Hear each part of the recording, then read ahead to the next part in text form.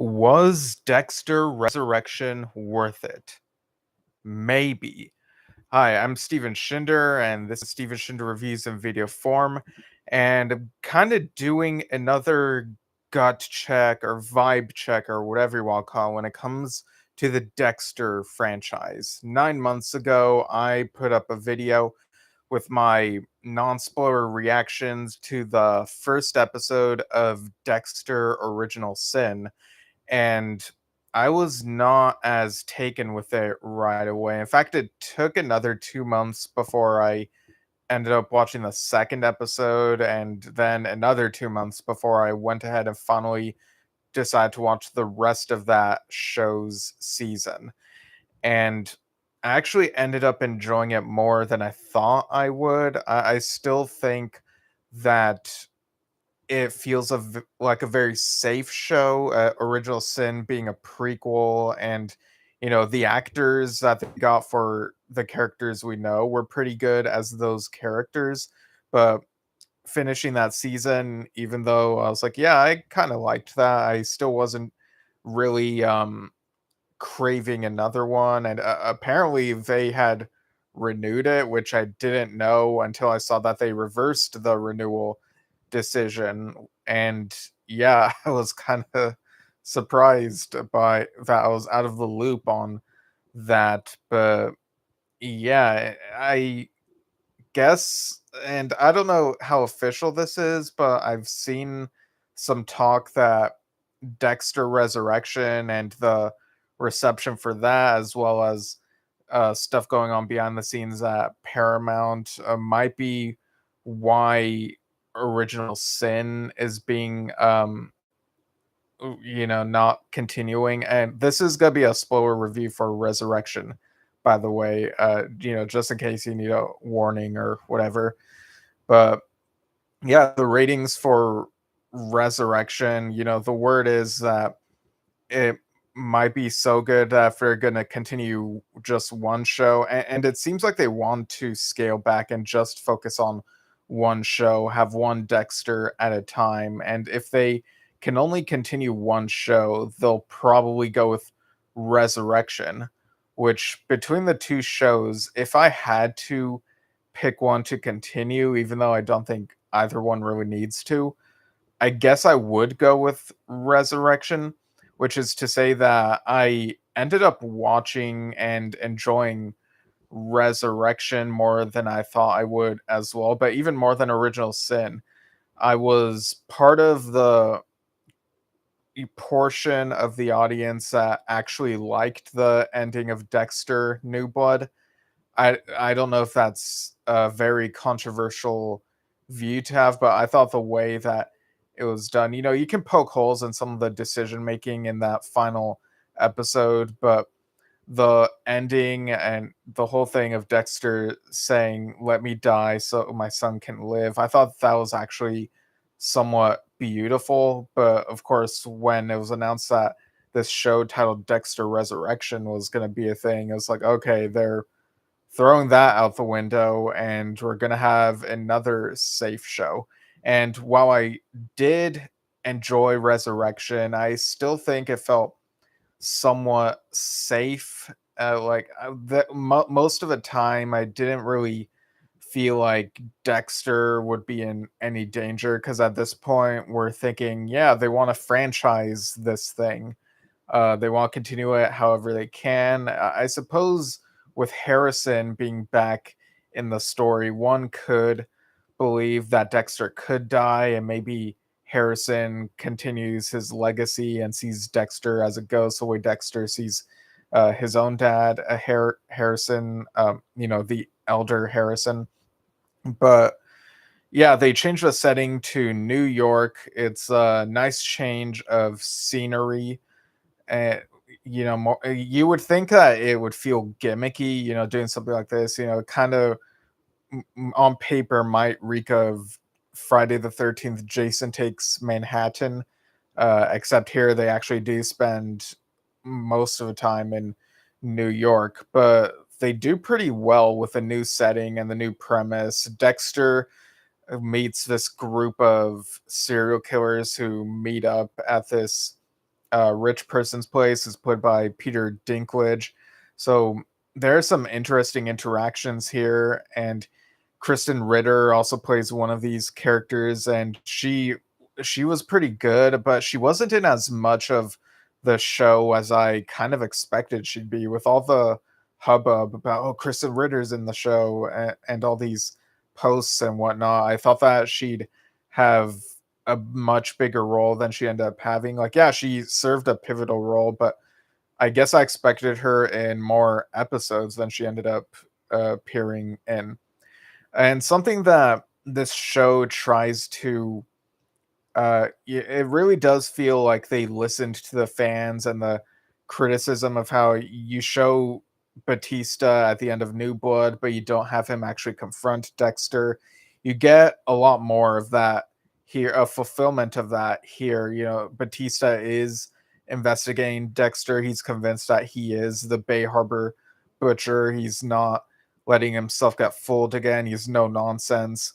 And so for fans, there might be this dilemma of, do I root for Dexter? Do I root for Batista? And so there is tension there because in order for Dexter to survive, there are some characters here and there that have been able to just run off and, you know, pretend that they don't know anything. His girlfriend in the previous season falls into that category.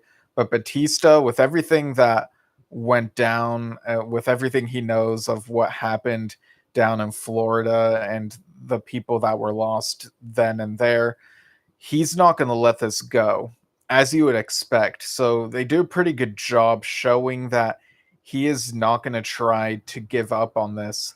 Ultimately leads to his unfortunate downfall. You know, along the way, you see Dexter and his son reunite, and his son saves someone from assault, but ends up killing someone in the process. And I really am glad to see the father and son reconcile, and how it's not so easy. It's not so automatic. So it feels more real the way that it plays out, but you feel very invested in the relationship. And Dexter wants to help his son. He wants to make sure his son doesn't get caught. Um, but yeah, with Batista, you know, things escalate, and by the end of it, he ends up getting killed. You know, he has a chance to.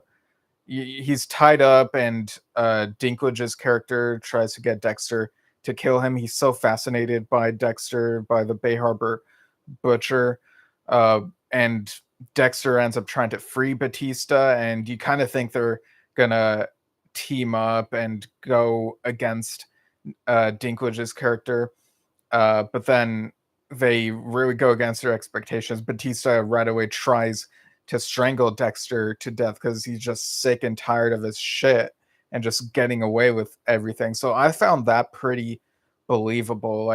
But he ends up getting shot in the process, so he doesn't get to kill Dexter. And his final words to Dexter are basically a "fuck you," even though Dexter is telling him in his dying moments Batista is a good person, and you know he does genuinely see Batista as a good cop, a good friend. But Batista, very honest, just fucking hates Dexter at the end, and you can really understand why, because of the people who have died, you know, LaGuerta and company, and um, but Batista's death, I'm not sure that it had as much of an impact on the fandom as some other deaths had. I didn't see so many posts about being disappointed by his death. You know, it's not really on the scale of Rita or Deb from the looks of it, at least from a little I've seen. Maybe I'm too outside of the Dexter fandom to really know, like, in terms of the social media aspect of Dexter fandom. But yeah, Batista's death, I'm not really sure where I land on it.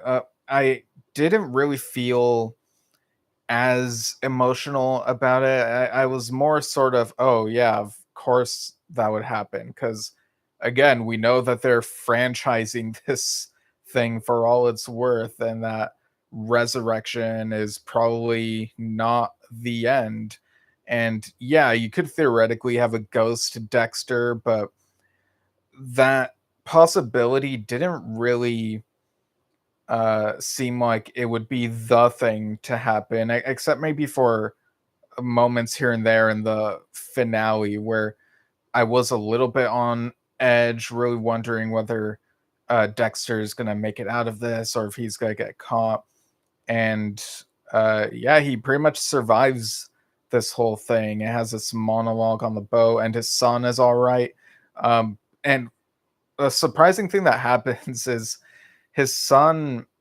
So earlier in the season, he tells his son to bring some protection with him as he's meeting up with this new woman that he's met, and the camera does not show what the protection is. And I thought that was weird when the episode aired. I was like, this is Showtime. Like, why aren't they showing contraceptives? This is really weird. And then you get to the finale, and it's like, oh, it's because it wasn't that. It was this shot thing that Harrison then uses in the finale to knock out Dinklage's character.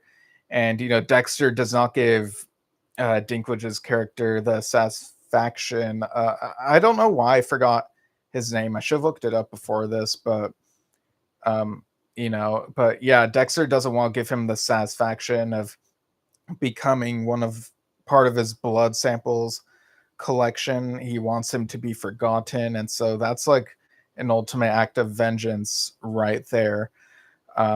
And so he ends him and dumps the body, and we get this monologue on the boat of Dexter basically being like, this is who I am. And it seems like he's all right, or at least as all right as he can be, basically the Dexter status quo, and his son is all right.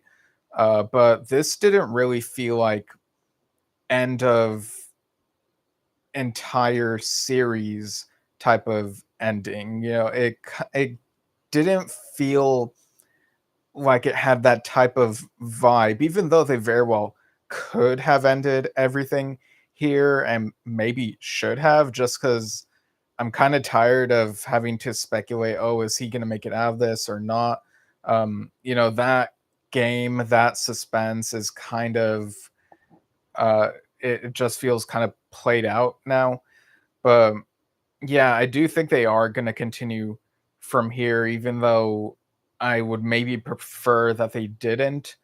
But if I were to choose between this and Original Sin continuing, I guess I would choose this, because then at least there's more tension of what's going to happen to these characters. And um, but yeah, I don't know how long they can continue this before it feels stale. Do they have to change it to a different setting each season? I'm not really sure.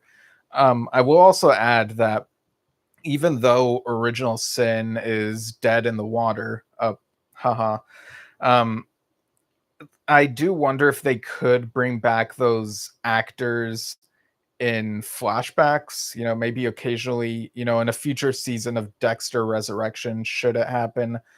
Would there be flashbacks to when he was younger, and he and the whole family and the gang are younger, and they could still use those actors? Like, is there anything in their contracts that would keep that from happening? I don't really know, but I think that would be kind of interesting, and frankly better than what they did in the original show whenever they did flashbacks, and it just wasn't as convincing the way that they looked.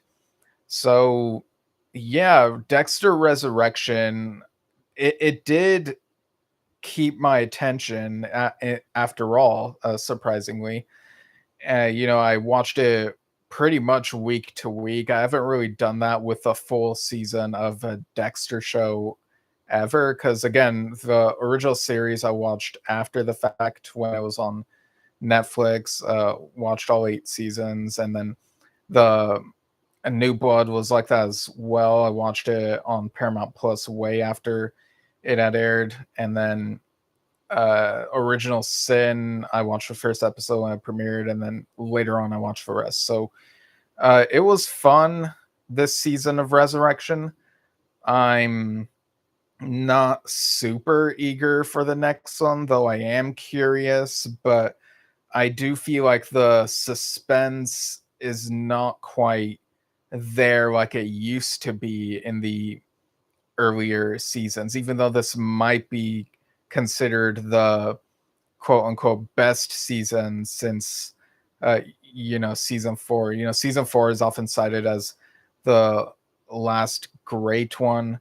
And speaking of which, that season having the Trinity Killer, are they still gonna do the Trinity Killer spin-off prequel thing? I don't really need that show. It's I don't know, is it too late to cancel that show? I really don't need it. But Resurrection, it did have cameos at the beginning that felt like a bit much for me, but then the rest of the season felt like it didn't have too many, at least not too frequently. People appeared whenever it made sense. I was surprised that there was the phone call from Quinn of all people, but yeah, I think they're gonna continue this show. It's just a matter of time before we get the announcement. But maybe not franchise it as much as I thought, with Original Sin being gone. But will they follow through with that other spinoff? I hope not. I kind of hope it's just the one show. But even then, like, how long can you keep this thing going? Like, is it just for however long Michael C. Hall is able to do this? I don't know. But anyway, I guess we'll see. Overall, Dexter Resurrection, it is satisfying but safe. But that being said, there is enough to keep me interested. I think I'd give it an 8 out of 10 overall. So yeah, that's my thoughts on the show. We'll see what the future holds for this franchise or whatever you want to call it. And I'm sure I'll be back at on the channel at some point, talk about something else in the near future. So this is Steven Shinder Reviews in video form, and I'll see you all soon.